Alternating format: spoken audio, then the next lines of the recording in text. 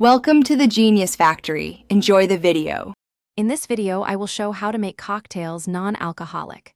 Grab a shaker, measuring tools, citrus, and simple syrup so you can follow along step by step. We will cover flavor balance, texture tweaks, and presentation tips you can use at home.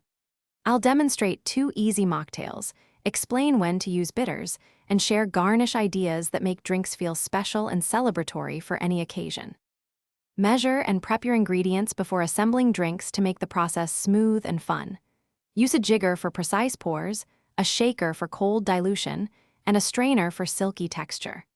Swap simple syrup for flavored syrups to change the profile quickly, and taste as you go to keep balance. Small touches like crushed ice or a citrus twist instantly lift the experience for friends and family.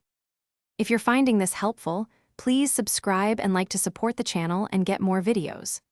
Quick recommendation: the Owala water bottle is great for keeping your palate fresh while you taste test mocktails, and it fits in most cup holders for easy prep sessions. Check the description for the link and other deals so you can grab one if you like it. Now let's get back to the video.